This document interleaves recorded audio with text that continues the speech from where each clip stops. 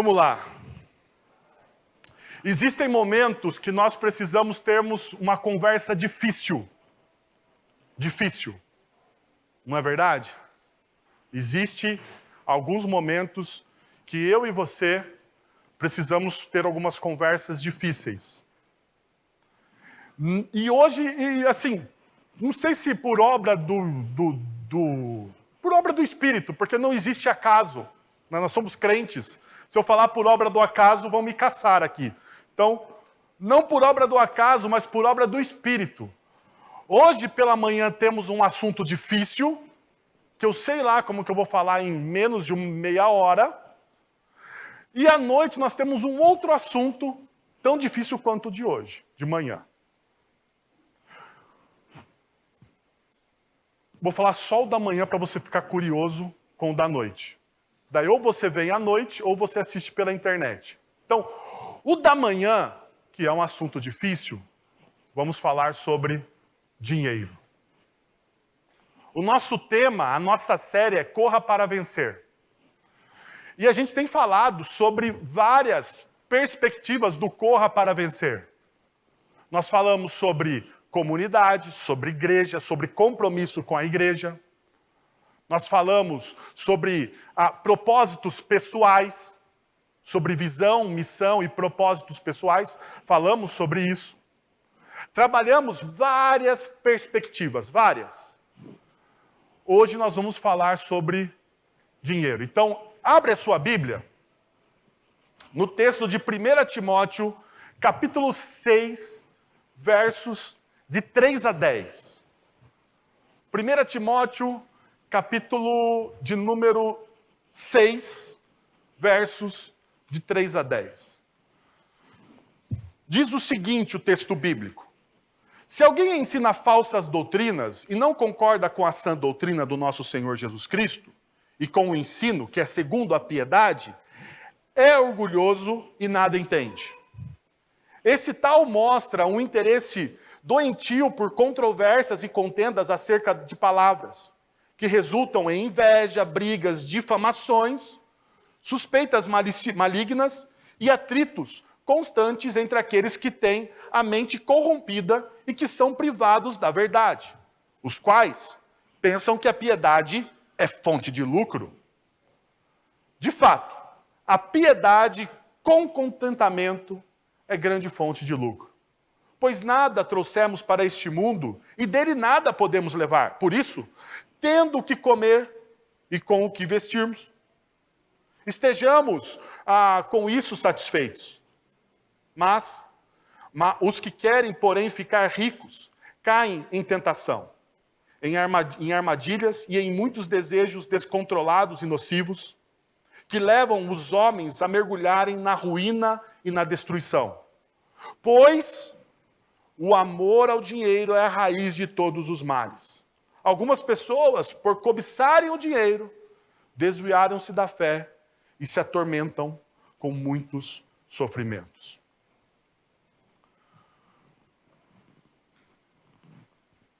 Difícil o texto. Preciso lembrar algumas coisas para vocês. A primeira coisa que eu gostaria de lembrar para vocês é que esse texto, ele não é um texto que Paulo escreveu diretamente a uma igreja. Paulo escreve esse texto ao seu discípulo amado, o amado Timóteo. Ele vai mesmo identificar Timóteo como sendo o amado Timóteo. Paulo está escrevendo um texto ao seu discípulo que ficou para pastorear uma das igrejas da Ásia Menor. Então, Paulo está preso em Roma e Timóteo está pastoreando uma das igrejas da Ásia Menor. Então, o seu mentor Paulo escreve um texto, uma carta, que é especificamente, neste momento, eu preciso ser honesto com vocês, é um texto específico para o Timóteo. No entanto, na tradição da igreja, esse texto se torna um texto secular. Ele começa a percorrer várias das igrejas e a ensinar vários dos discípulos. Por quê? Porque os temas tratados por Paulo a Timóteo não são só para Paulo a Timóteo, mas servem para todos nós, para todos.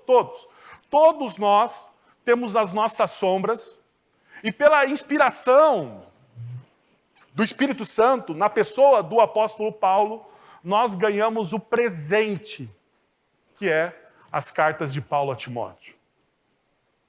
Um pastor preocupado com o seu discípulo ou com outro pastor, jovem pastor, e esse jovem pastor, então, está sendo discipulado. Hoje, agora, o nosso tema é esse: controle o seu dinheiro. Por quê? Porque se você não controlar o seu dinheiro, você será controlado por ele. Se você não controla o seu dinheiro, você será controlado pelo dinheiro ou por aquilo que se chama seu. Mas você será controlado.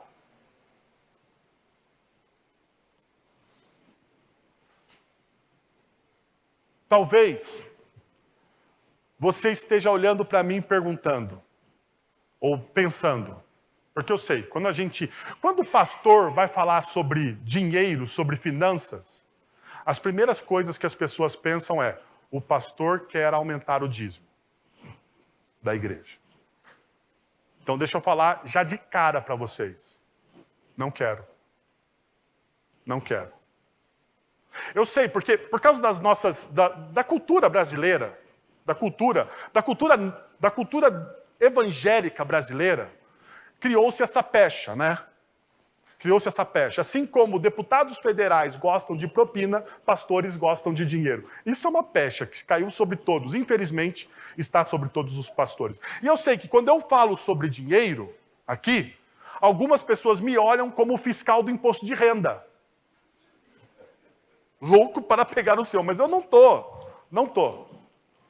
A ideia principal aqui hoje é criar uma disciplina. E eu vou dizer o porquê eu quero criar essa disciplina com vocês. Nós vivemos em uma sociedade altamente consumista. Altamente consumista. Nós compramos mais do que precisamos. Nós compramos mais do que precisamos. Por exemplo, vou dar um exemplo bobo para você aproximar o seu coração do meu. Eu vou ao mercado e eu tenho a missão de entrar no mercado, comprar. Minha esposa fala assim: viu, precisamos fazer o almoço. Sabe aquela compra rápida que você tem que ir ao mercado para comprar algo que está faltando? Então você nem vai a um supermercado, você vai naquela conveniência, você vai naquele mercadinho do bairro, sabe, aquele assim. E no meu caso, a minha esposa dá uma missão: compre molho, queijo ralado, etc, etc, etc. Você tem uma missão. Você entra com a missão. A pergunta é: você cumpre a sua missão? Não. Você sempre sai com algo a mais. Você tinha um objetivo: vou comprar 3 produtos. Você sai com 6. Porque eu saio com 6. Mas 3 dos produtos que você saiu do mercado, você não precisava antes de entrar. Precisava? Não precisava, porque a sua missão contemplava 3. Mas quando você sai com 6. Você precisava dos outros 3? Não. Criou-se uma necessidade. Por quê? Porque nós estamos em uma sociedade de consumo. Tem uma palavra mágica. Uma palavra mágica que todo mundo gosta. Quando vai ao mercado, quando vai ao shopping center, quando entra em um site de compras. Promoção. Você olha uma promoção e você fica doido. Pague. Eu fui comprar café, porque assim, eu tenho uns bebedor de café, eu tenho uma Nespresso aqui na minha sala. Na minha sala não, na cozinha da igreja. Uma maquininha Nespresso. Eu tomo um cafezinho por dia. Porque o Nespresso, vocês sabem, é dispendioso. Mas eu tenho outros 2 pastores aqui comigo. Eu não estou dando recado a ninguém, mas são miseráveis.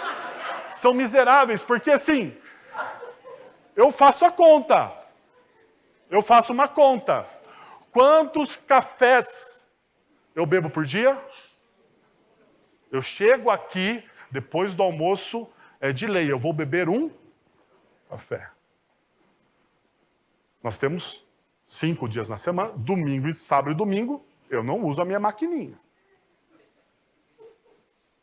Então eu compro 60 cápsulas, porque eu sou um misericordioso. Mas eu tomo um café. Eu compro 60 cápsulas. No dia 25, as cápsulas acabaram. Algo está, o quê? Errado. Então, quando eu entro no mercado e vejo promoção de café, pague 3, leve 6, você fica o quê? Feliz, assim. Agora me dei bem. Porque existem uns miseráveis, que eu não vou falar o nome dos caras, que somem com o meu café. Promoção é um negócio que a gente gosta.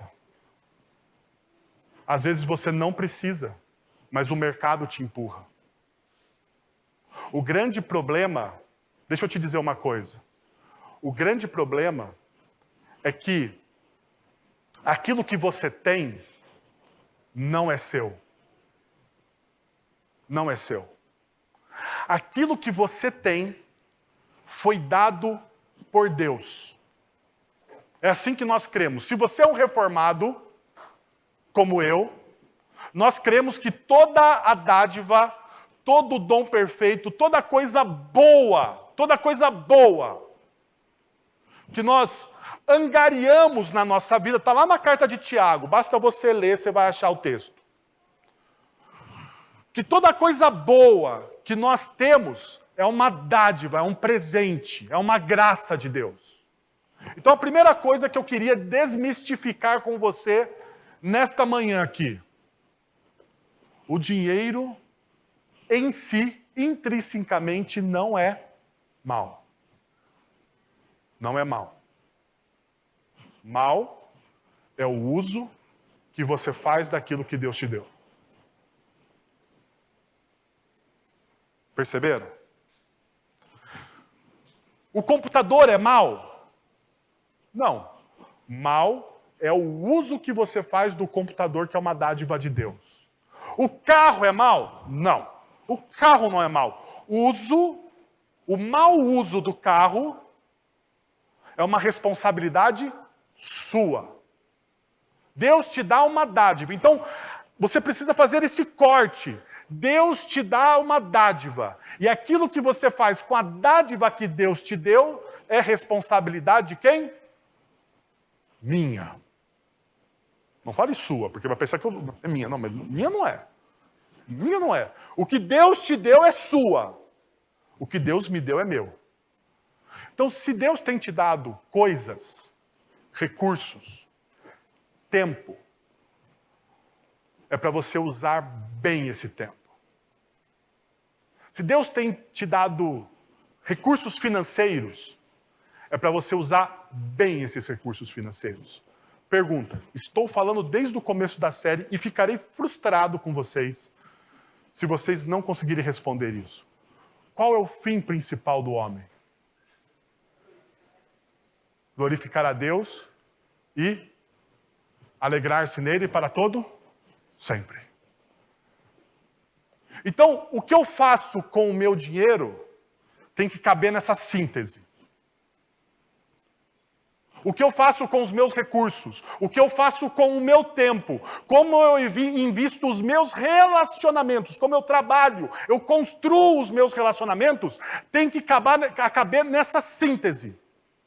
O fim principal de tudo aquilo que eu estou fazendo, de tudo aquilo que eu tenho, deve glorificar a quem? A Deus. Porque perceba, eu tenho alegria em quem? Eu tenho alegria nos meus relacionamentos, eu tenho alegria naquilo que eu construo, eu tenho alegria nos meus bens, nos meus recursos financeiros, ou eu tenho alegria em Deus?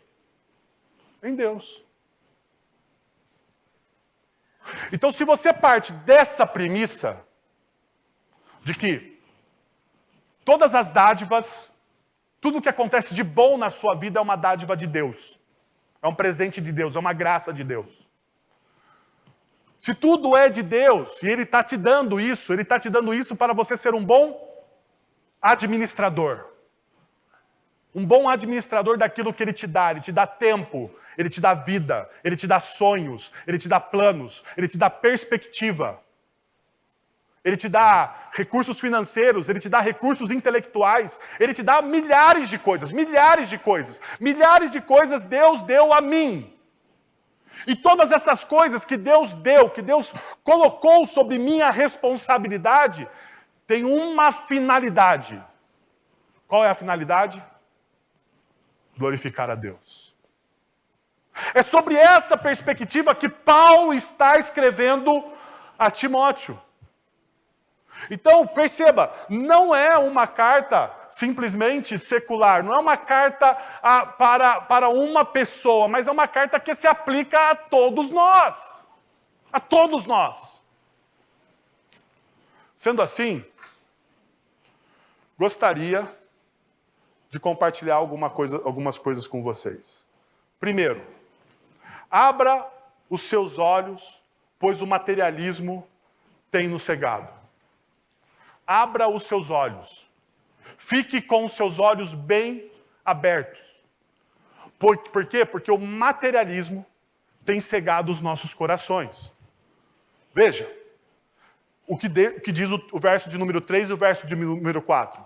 Se alguém ensina falsas doutrinas, não concorda com a sã doutrina de nosso Senhor Jesus Cristo e com o ensino que é segundo a piedade, ele é orgulhoso e nada o quê? Entende. Veja, a frase orgulhoso e nada entende pode ser traduzida da seguinte forma: está cego por presunção. O arrogante, ele é naturalmente cego. O orgulhoso, ele é naturalmente cego. E a pergunta é que quando você ler esse texto, você fala, mas por que que ele é cego? Por que que ele se tornou cego? Da onde vem a presunção dele? Vocês conseguem me dizer?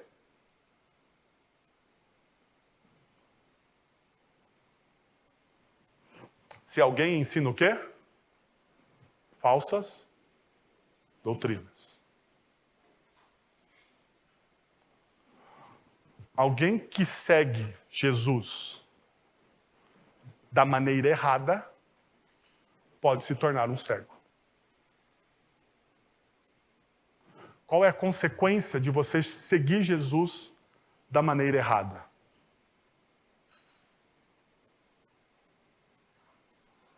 Negando a sã doutrina. Você nega aquilo que é certo para abraçar aquilo que é errado. O apóstolo Paulo vai dizer o seguinte: nos últimos dias, vocês ouvirão mestres, ensinos, coisas fantásticas, fabulosas, que farão o que nos seus ouvidos? Que farão o que nos seus ouvidos? Oi? Comichão. Que vai massagear o quê? O seu ego. Que vão despertar o quê? A sua vontade. E que vai mostrar ou vai demonstrar que você está certo. Ou seja, vai concordar com você nas suas loucuras. Isso torna você cego. Naturalmente, gente, a palavra de Deus vai muitas vezes contra os meus achismos. Você quer saber quando eu sei que alguém está errado? Eu sei que alguém está errado quando ele fala, pastor, eu acho. Porque a Bíblia não trata com eu acho. A Bíblia trata com a verdade. É verdade. Então pode perceber, eu leio muitos comentários bíblicos. Quando um comentarista bíblico quer dizer um eu acho, para não parecer que é um chute, ele fala assim, bom, na minha perspectiva, é um eu acho. É um eu acho. Porque a perspectiva do comentarista pode estar o quê? Enganada, errada, ultrapassada. E quantas vezes nós somos guiados, e aqui está o problema, como o seu coração está sendo guiado? Se o seu coração está sendo guiado pelos seus achismos, provavelmente a sua doutrina não se alinha com aquilo que a palavra de Deus diz. Você pode pensar que está seguindo a Jesus. Você pode até ter uma boa intenção de seguir a Jesus. Eu tenho uma boa intenção de seguir a Jesus. Mas como diz o adágio popular, de boa intenção, o inferno está cheio.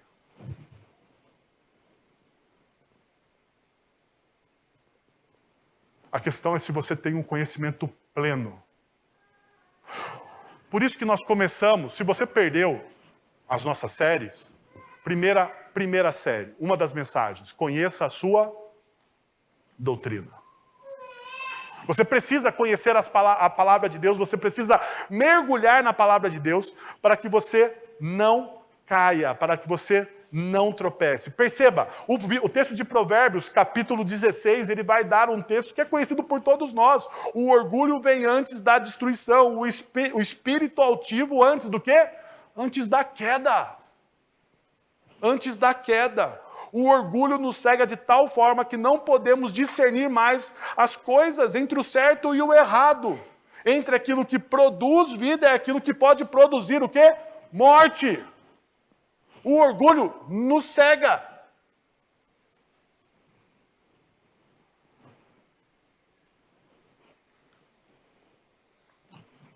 Deixa eu te perguntar. E é sério.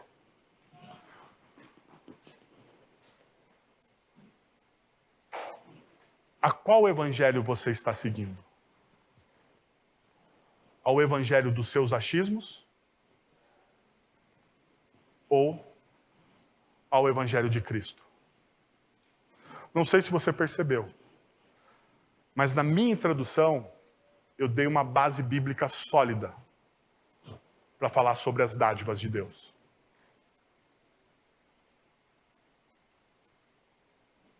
Se essa base bíblica sólida deve me conduzir nas minhas decisões. Só que qual é o problema? Quando você não tem uma base bíblica sólida para conduzir as suas decisões, você toma decisões baseadas no seu achismo. Daí você está me perguntando, mas, Wellington, o que tem a ver esse negócio aqui? Com dinheiro, com materialismo, com aquilo que nos cega. Quando você não tem uma base bíblica sólida, quando a Bíblia não toma conta daquilo que normalmente eu chamo de cosmovisão, mas como você pode chamar de visão de mundo, ou do que você quiser chamar, mas quando a sua visão, as lentes que você enxerga o mundo, não são bíblicas, você perde a noção do que é certo e errado. E quando as suas lentes não são bíblicas, por algo você vai enxergar o mundo. De alguma forma você vai tomar decisão. Alguma coisa será a plataforma que você vai construir a sua carreira, que você vai construir o seu casamento e com a forma com que você vive a sua vida. E aqui entra o materialismo. Por eu não conhecer a doutrina bíblica direito, eu estou suscetível a qualquer outra visão de mundo. Eu estou suscetível a qualquer outra coisa. E eu vou construir a minha vida, as minhas decisões, a forma com que eu gasto o meu dinheiro sobre esta base. E isso vai nos cegar. Porque diz o sábio que você não deve perguntar ao peixe como está o quê? A água. Não é verdade? Você não pergunta para o peixe como está a água. Porque é o ambiente do peixe. Meu filho estava saindo de casa hoje e falou assim, papai, eu estou crescendo? E eu sei que ele está crescendo porque ele come como um monstro. Pelo que eu sei. Mas eu falei, filho, você está crescendo, fica tranquilo. Não cresce tão rápido. Dá uma seguradinha aí. Ele falou assim, mas eu não percebo. Por que ele não percebe que ele está crescendo? Porque ele está, é o ambiente dele. Ele precisa ter algo externo para falar. Daí quando sua mente está cauterizada por outra cosmovisão, por outra visão de mundo, seja ela materialista, humanista, socialista, capitalista, ou ista que você queira colocar aqui, quando a sua mente está cauterizada aqui, você vai pensar que é o quê? Certo? Que tudo que você está fazendo corresponde com a verdade. Você precisa do Evangelho. Você precisa do Evangelho, porque é o Evangelho que quebra. Quando o Evangelho chega, você fala, então eu estava errado. É lógico que você estava errado. Porque o Evangelho, ele transforma a forma com que você vê o mundo. Então o apóstolo Paulo, ele começa de um ensino amplo para o quê? Para criar uma verdade específica. Sempre Paulo vai fazer isso. Você está lendo Paulo, Paulo começa com algo amplo e depois ele vai especificando. O presbítero Fábio está estudando 1 Coríntios, Paulo faz muito disso em 1 Coríntios. Ele começa com uma verdade ampla e vai afunilando. E aqui com Timóteo, ele está fazendo a mesma coisa. Então nós chegamos ao segundo ponto. Contra o materialismo, exercite o contentamento.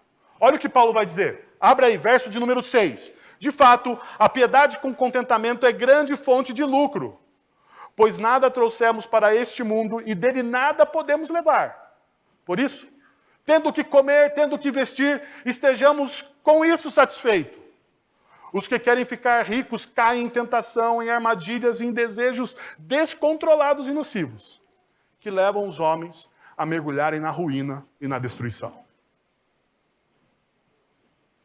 De fato, perceba, o apóstolo Paulo ele vai adjetivar a piedade. Ele adjetiva a piedade com o quê? Contentamento. Ele potencializa a ideia de piedade aqui, então. Ele fala, olha, a piedade, ela não é vazia. A piedade, ela não é algo que você exerce somente no seu quarto em secreto. A gente exerce ela no nosso quarto em secreto, sim, como diz o Senhor Jesus no Sermão do Monte. Mas ela tem uma esfera pública. E qual é uma das esferas públicas da piedade? O contentamento. Qual que é a ideia de contentamento aqui? Quem pode me dizer? Uma pessoa plena. Satisfação. Os jovens da minha igreja aqui, tem uns jovens aqui pimposos. Você pode perceber, nossa igreja está ficando mais jovem, né?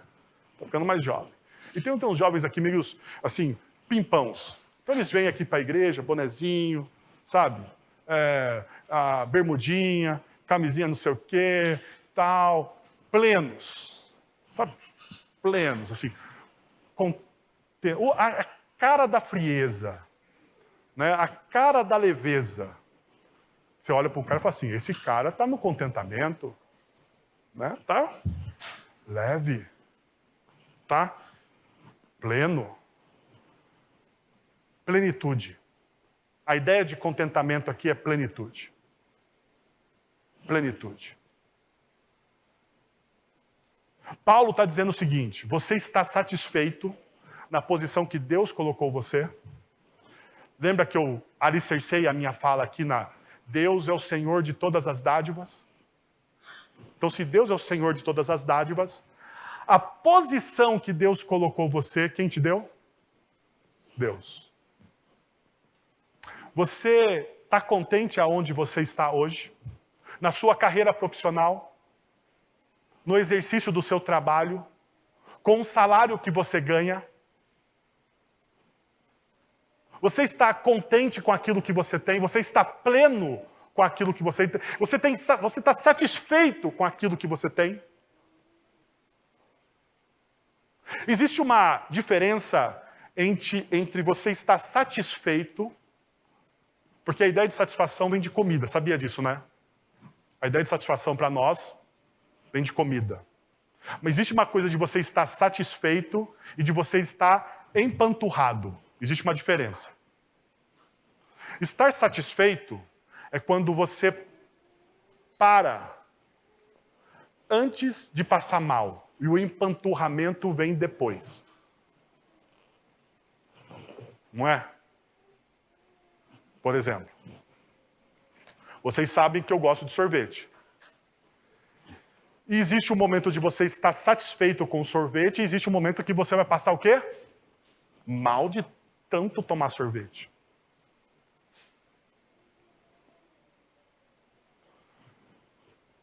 A satisfação vem antes. A pergunta é, você está satisfeito aonde você está? Você está satisfeito com aquilo que você tem? Paulo está fazendo uma progressão no pensamento dele. Ele começa com uma visão geral e ele está afunilando. E a pergunta que ele está fazendo é, você está satisfeito com aquilo que você tem? A sua piedade, a esfera pública da sua piedade, revela a satisfação? Sabe por quê? Porque numa sociedade materialista, consumista como a nossa, poucas vezes nós estamos satisfeitos. Perceberam? A gente sempre quer mais. A gente sempre acha que ganhar um pouquinho mais vai fazer uma diferença tremenda na nossa vida. E sabe qual que é o problema? Quando você ganha um pouquinho mais, você descobre o quê? Que não vai fazer. Que não vai mudar uma vírgula. E daí você precisa ganhar um pouquinho mais. Um pouquinho mais. E sempre vai nesse pouquinho, nesse pouquinho. Pouquinho, pouquinho, pouquinho, pouquinho, pouquinho, pouquinho, pouquinho. E você descobre que não vai rolar a satisfação. Então deixa eu falar uma coisa para vocês, para mudar de ponto. Jesus, ele conta uma parábola sobre fidelidade. Daí Jesus vai falar o seguinte.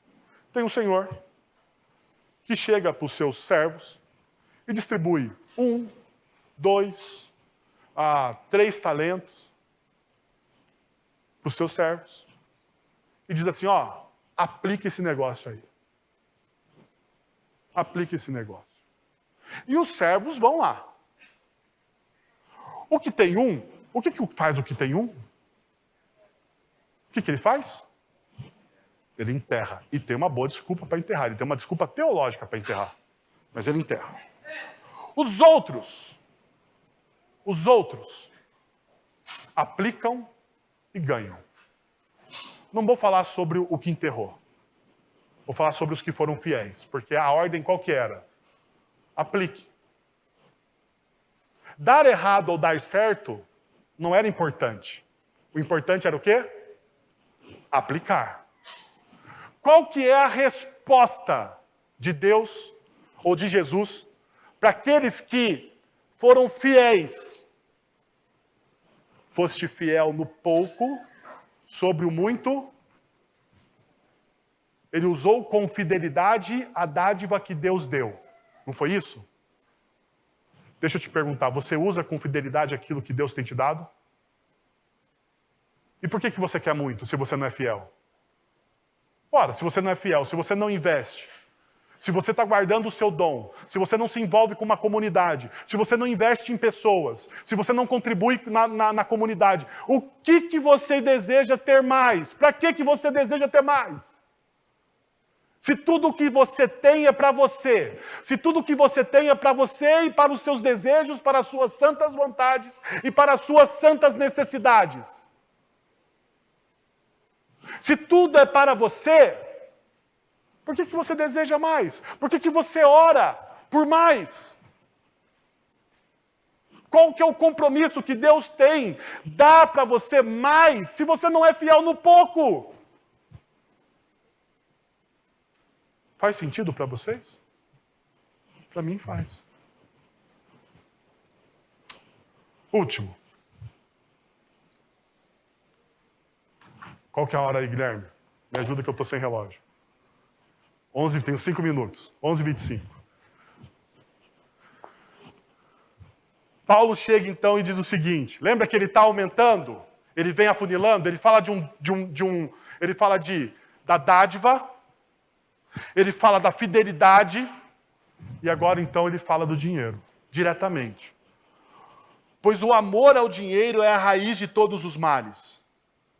Algumas pessoas, por cobiçarem o dinheiro, desviaram-se da fé e se tornaram, e se atormentaram, com muitos sofrimentos. 3, cuidado. Você se torna aquilo que você ama. E é o que Paulo está dizendo aqui. Cuidado, você se torna aquilo que você ama. Você vai se tornar. Sabe por quê?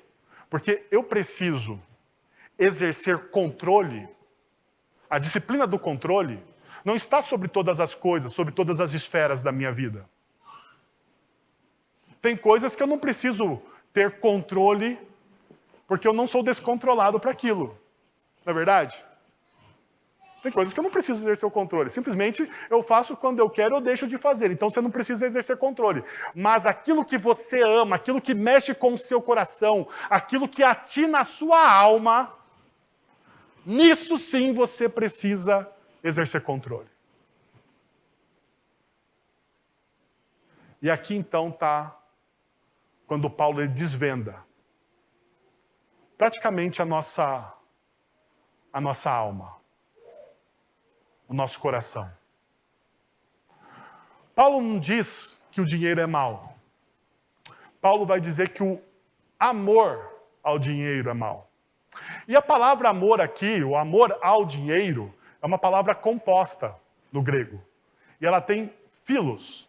Não tem, se você pensou que era ágape, não tem ágape lá, é filos.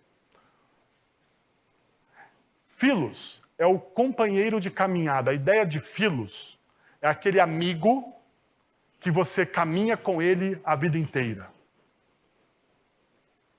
Não vos chamo mais de servos, diz Jesus, não é? Jesus diz nos evangelhos, não vos chamo, evangelho de João, não chamo vocês mais de servos, mas eu passo agora a chamar vocês do quê? De amigos. De filos, porque vocês são companheiros meus de caminhada, porque vocês caminham comigo. O que Paulo está dizendo aqui? Quem é o seu companheiro de caminhada? Por quem que você toma as decisões? E aqui está algo assim sutil. Sabe por que é sutil? Porque Paulo é muito educado. Talvez mais educado que esse pastor que vos fala. Então, Paulo ele está trabalhando com os seus ouvintes. A sutileza da idolatria do poder. Sabe por quê? Porque o pecado do dinheiro está no poder que o dinheiro dá a quem o possui. Aqui está o pecado do dinheiro. Por que eu e você queremos dinheiro? Porque a gente quer poder. Esses dias o pessoal estava lá no Recanto, fazendo um monte de coisa, no braço. E eu com uma dó dos caras, eu olhei. E eu falei assim, rapaz, eu passei ali no Sans, tem uma casa lotérica lá, 75 milhões. Eu olhei e falei, vou jogar aqui, vou dar uma oferta. Se eu ganhar, Deus, 75 milhões, vou livrar os meus amigos de ficar fazendo obra no Recanto. A gente vai pagar uma empreiteira lá. Uma Andrade Gutierrez. Não, Andrade Gutierrez não, mas a gente paga uma empreiteira boa.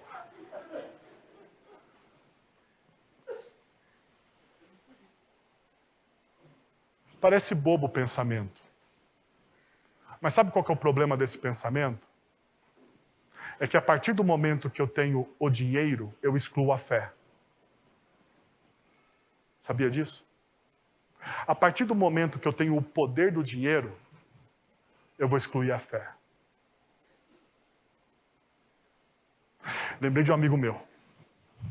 Alguns conheceram aqui, Luiz. Luiz falou assim para mim uma vez: Wellington, eu nunca vou ficar rico. Eu achei tão fatalista, né? Porque ele mexe com dinheiro, ele mexe com finanças. Ele falou assim: eu nunca vou ficar rico, Wellington. Eu falei assim: mas por que você não vai ficar rico, Luiz? Né? Por que você está tão preocupado? Ele falou assim: porque no dia que eu ficar rico, eu esqueço de Deus. Então Deus vai me deixar pobre. Eu tenho certeza disso. Eu tenho certeza disso. Eu falei: meu Deus, Luiz, que visão mais fatalista da fé. Mas existe uma verdade aqui. Fique tranquilo, eu não vou orar para você ficar pobre. No entanto, a nossa oração é a oração daquilo que precisa ter para ser suficiente para você. Lembra que a piedade é adjetivada com contentamento? Então, a plenitude não está acima. Pensa comigo, a imagem da plenitude é um copo cheio. Um copo cheio é pleno. Copo de água cheio, pleno. Até a boca, pleno. Ele está pleno. Ele não derrama. Plenitude. O que nós queremos muitas vezes em relação ao dinheiro? Nós queremos transbordar. Nós queremos mais do que precisamos. E daí então, o amor ao dinheiro se torna o quê? Um mal. Porque todas as minhas decisões são tomadas baseadas no quê? No dinheiro. Por que eu não contribuo? Por que eu não... Deixa eu te falar uma coisa. Deixa eu deixar uma coisa bem clara aqui. Bem clara. Se você acredita em uma causa, você dedica 2 coisas a esta causa: tempo e recursos. Qualquer coisa que você acredita, tempo e recursos. Eu acredito na educação dos meus filhos. O que eu dedico aos meus filhos? Tempo. Eu tenho tempo de qualidade com os meus pequenos. Eu brinco com a minha princesinha, não porque eu sou o pai legal. Não, porque eu tenho que dedicar tempo lá, eu tenho que dedicar tempo. Eu tenho que dedicar. Eu acredito na causa. Eu dedico também não só tempo aos meus filhos, eu dedico o quê? Recurso aos meus filhos. No meu casamento, dedico tempo. E muito, mas muito recurso. Fazer o quê, né? Gente boa. Fazer o quê? E tudo para a glória de Deus. Algumas coisas eu não entendo aonde Deus está sendo glorificado, mas a ideia principal é que você dedica tempo a essas pessoas, a essas coisas, porque você acredita na causa. Então, se você acreditasse na missão do reino de Deus, você dedicaria o quê? Tempo e recursos. Sabe qual que é o problema? A gente não acredita. A gente acredita em outras causas. Causas dos animais, causas, um monte. Mas quando se trata do reino de Deus, a gente tem uma desconfiança. Uma desconfiança tremenda. Tremenda. Por isso que o amor ao dinheiro é a raiz de todos os males. Todos aqueles, e o Paulo vai terminar dizendo, né? Todos aqueles que abraçam essa realidade, eles provocam o que para si mesmos? Eles buscam o que para si mesmos? Destruição. Destruição. Um dos homens que eu mais admiro pela criatividade. Assisti o filme, li a biografia dele. Tem um livro, se você for na minha prateleira lá, tem um livro que eu já li uma vez, assim, é um calhamaço, chama Criatividade S.A. Steve Jobs. Cara que eu admiro. Eu sei que ele não é crente. Não precisa ficar me olhando com essa cara aí. Uma das coisas que eu admiro no Steve Jobs é a criatividade. No entanto, ele era um dos homens mais ricos do mundo. Mais ricos do mundo. Ele nunca precisou de nada de que um Harris mortal precisa, porque o que ele precisasse, ele mandava comprar. Não havia limites. Qual foi o limite dele? Um câncer. Ao final da vida, na sua biografia, ele diz o seguinte: eu daria o quê? Tudo. Eu daria tudo. É um existencialista. Eu daria tudo por mais algumas horas, dias, meses, anos. A pergunta é: dá para ele fazer isso? Não dá. Quando você investe a sua vida, quando você gasta a sua vida com os bens materiais, tentando angariar bens materiais, sabe o que o céu fala para você? Louco. Porque o texto que nós lemos diz: você não leva nada. Sabe qual que é o nosso legado como igreja? O que nós vimos aqui hoje. O que nós vimos aqui? Pessoas. E a gente precisa investir em pessoas. É esse o nosso legado. Então eu quero convidar você a 2 movimentos e eu estou encerrando. Que oração, Guilherme? Estou acabando. Então vou lá, rapidinho. Você tende a buscar satisfação no materialismo em vez de Deus? Como você está lutando contra essa tendência do nosso coração? A sua tendência natural é buscar satisfação nas coisas materiais? Se sim, lute contra isso. Lute contra isso. Isso vai destruir a sua vida, os seus relacionamentos, o seu casamento, o seu relacionamento com seus filhos. Vai destruir. Segundo, o que está impedindo de você de doar, de investir de maneira radical os seus bens, o seu tempo, o seu recurso, a sua família para o reino de Deus?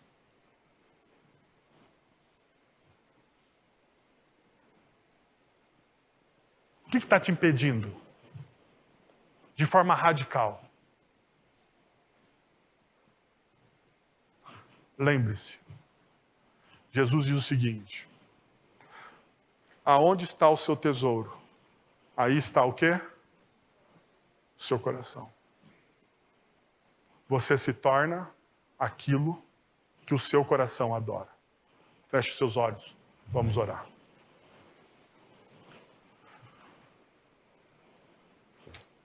Pai, nós buscamos a Tua presença, nós ouvimos a Tua palavra e nós pedimos que em nome de Jesus o Senhor fale ou continue falando ao nosso coração através dessa reflexão. Nós precisamos do Senhor, ó Deus. Nós precisamos do Teu amor. Nós precisamos da compreensão do Teu Santo Espírito. A Tua palavra nos confronta, a Tua palavra traz um lapidar no nosso coração. Então nós precisamos, ó Deus, de forças, às vezes, para abraçar essas verdades. Elas não são fáceis de serem abraçadas. Não são fáceis. Elas contrariam os nossos achismos. Nós somos tentados o tempo todo, ó Deus, a sermos como o Senhor. A tentação de Gênesis capítulo 3 continua na nossa existência. E uma das manifestações visíveis dessa tentação, ó Deus, é o amor ao dinheiro, poder, controle. Nós queremos te pedir perdão, Senhor, pelos nossos pecados. Queremos te pedir a tua ajuda. Pedir que a tua graça superabunde. Nós pedimos isso em nome de Jesus. Amém. Vamos receber a bênção. Agora, irmãos, que a graça de nosso Senhor e Salvador Jesus Cristo, o amor de nosso Deus e Pai, o conselho, o consolo, o poder e a ação do Santo Espírito de Deus estejam sobre vocês agora e pelos séculos dos séculos. Amém.